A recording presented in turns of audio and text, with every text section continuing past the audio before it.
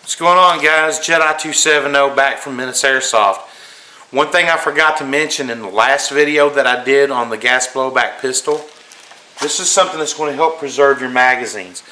This little hole, this little spot right here, your release valve that your hammer strikes, don't be pushing in on that with your finger and blowing that excess gas out when you're done shooting. Why? Because when you cycle that gun enough and you run all the gas out to where the slide won't go, there's still a tiny bit of gas in there. What that's going to do is that's going to leave enough pressure in your magazine that's going to keep your O-rings round and keep them seated. That way they won't deform or anything like that, especially if you're going to be storing this gun for longer than a couple of weeks. Leave that gas in there. It will not hurt it, okay? Forgot to tell you that's any gun, whether it be a pistol or a gas blowback rifle. Now, I apologize this video's taking so long. So we're going to cover the scar, so let's get after it. So I got to get behind it. Another thing is I've injured my back somehow. I don't know how I've done it. So if you guys hear me go ugh in the middle or when I'm talking, I'm sorry. I'm getting some really serious spasms, and these muscle relaxers are they just aren't working that well, okay? So just bear with me, all right? Let's turn this camera around. Let's get over here and get after it. One of the things that I absolutely love is my scar. All right, WE. This is one of the most celebrated and one of the most hated and most loved GBBRs on the market. It did have some flaws. We're going to cover that as I tear it down, and I'm going to show you on this rifle how to maintain it. I'm also going to show you where you can use the 3-in-1 oil and where you shouldn't, and then we're going to put it back together. I'm sure you guys have seen this over and over again, but it's an awesome little rifle, and I'll show you the bugs and how to fix them, okay? And even mine right now is down because of one of those bugs, and I've got a hammer on order for it, and we'll cover that. Alright, now, you got your takedown pin, right? Push that out from the other side. Rotate your bottom fire control unit. While I'm in this stage, I will show you what I'm talking about. We'll do it piece by piece. Now, let's see. Wait a minute, let me get my zoom in right here. Dadgummit. Alright, let's just do it like this. Okay, now, right here at the top is your hammer. Riding on the top, this little silver piece. Where's my redneck pointer? Okay, right here, that's a roller bearing. Just about every gas blowback M4 has this. All WE rifles do. This is where your bolt carrier comes back and rolls across your hammer and locks it back before it fires back. Okay. This little thing has a pin that goes right here. Alright, and that pin is notorious for vibrating out and coming loose. So when you get this rifle, whether it be you run CO2 or gas, get you some JB Weld, do yourself a favor, release that hammer and get up here and put some JB Weld on that side of it and that side of it and let that dry. It's a cold weld, and that pin will never break on you and it'll never come out. As a result, right now I got to pull this whole trigger unit out and put a $15 hammer in there, and I'm thinking about doing the RA Tech hammer in there. So this part of a GBBR rifle is where you're going to want to use your silicone. Please excuse the camera shaking because I'm standing behind it. The CRC, I love using this stuff. Anywhere down in here, because any kind of oil that you can't really get in there with the 3-in-1 or the Q-tip like I showed you before to lubricate these springs, and you might have an excess of oil which will cause it to blow up in there and get in your O-ring. So go ahead and use your P-Force or your CRC and your fire control unit here. Unless you're just feeling froggy and you want to hit a couple of these springs, you can hit those with a Q-tip. Anything you can get to, that's fine. But I really don't suggest you use 3-in-1 anywhere in this fire control unit. Okay? We'll set that piece aside. Also, let you know, never charge this weapon on safe. It's just like the real steel. It doesn't like to do it, and you'll end up breaking your selector switch. And the white inlaying on this is not a WE thing. I know I'm going to get a question about it. That I handed that myself. So just in case you were wondering. Now your stock. Stock at this point just slides right on off.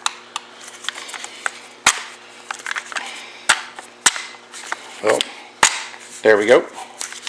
Sometimes I forget. And then here comes your next bug.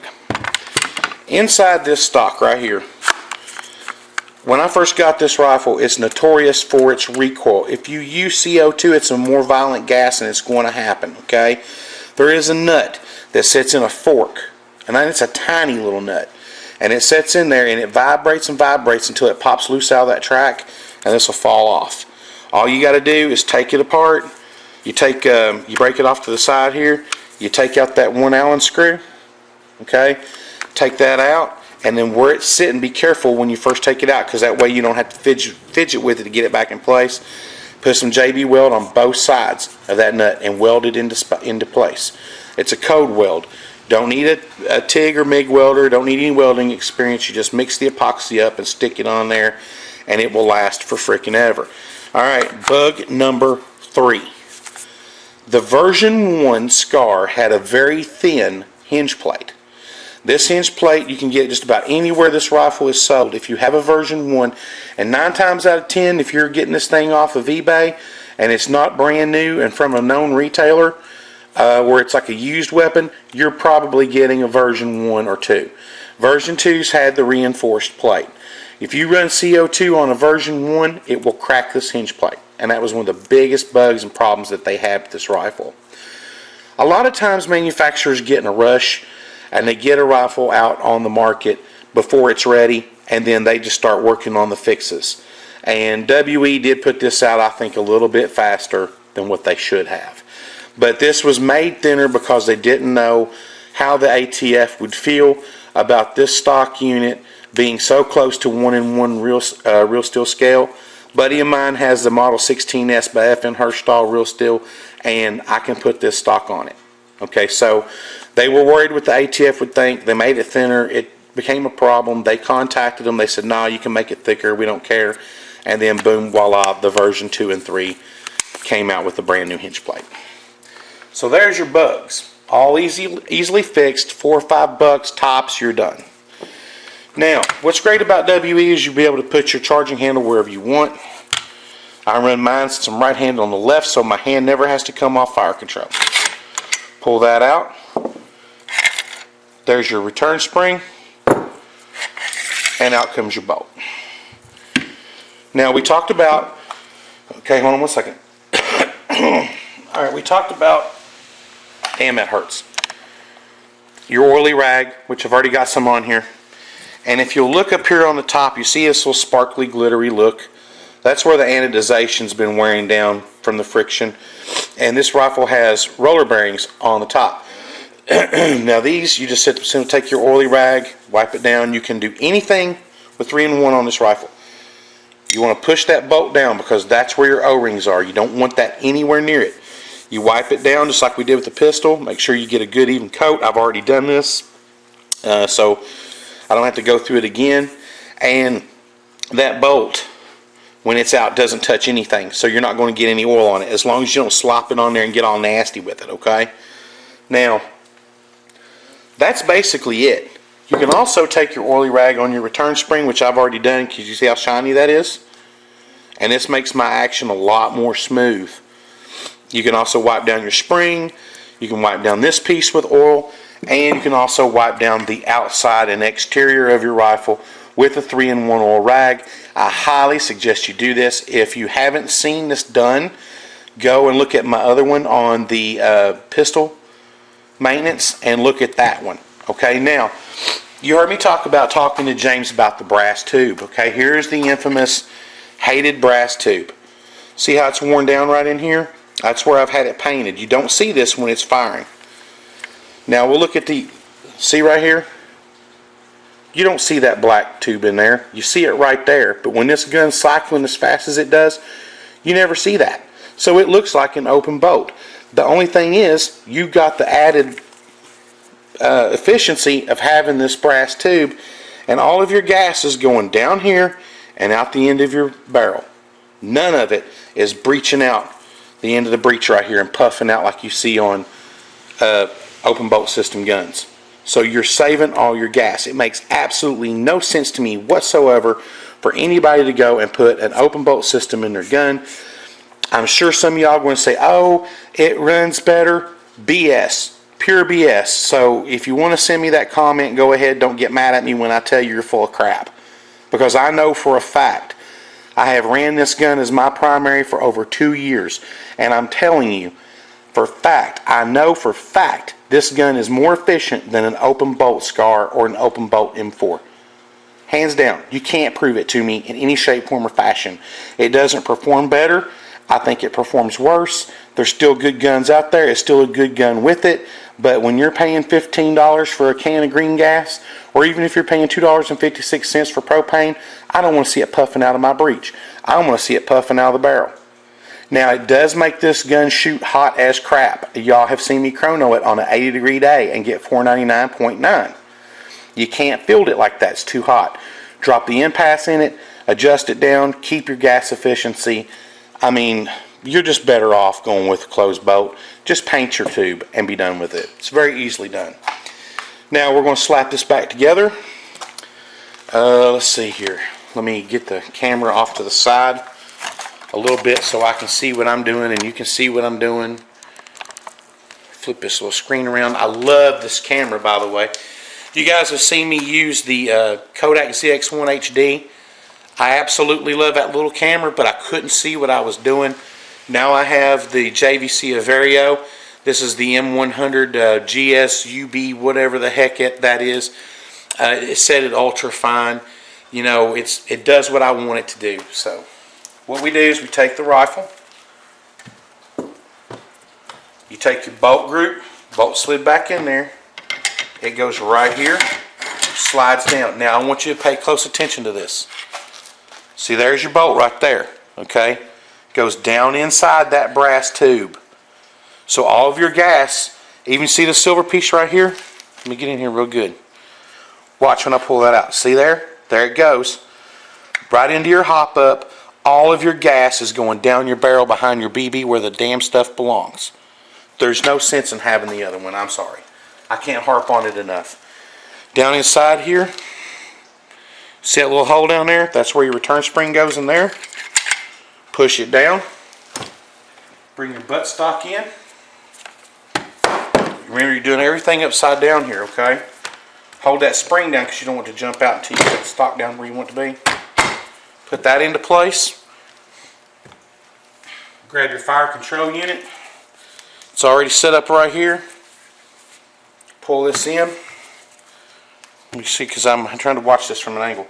That goes down inside there. Flip it up.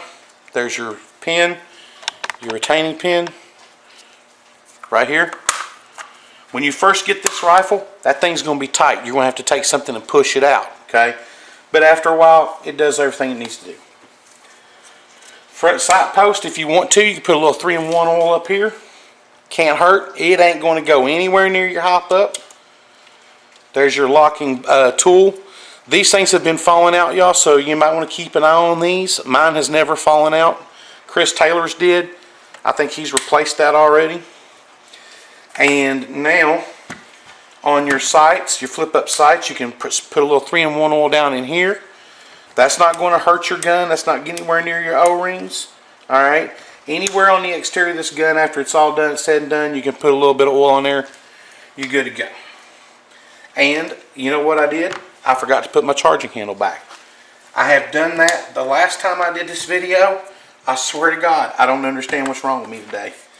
But it's very easy to do. It's a small part, so we'll just take the gun back down and do it again. So, charging handle, I run it on the left.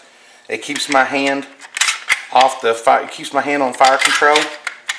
Okay, so I never lose my firing hand. I never move it when I'm changing my mags, which is important. You don't want to do that in case somebody pops up around the corner. You need to pop them real quick.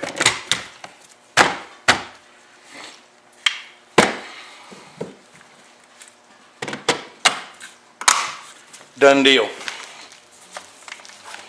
Make sure I'm on semi. You don't want to charge this thing on safe because like the real steel, it doesn't like it. You'll break it. Do you see that brass tube?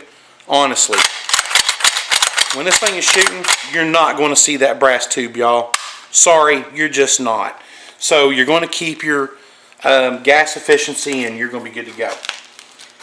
Real quick, because there's been a lot of questions, I'm going to cover this little doohickey I got over here. God, I love it. This is my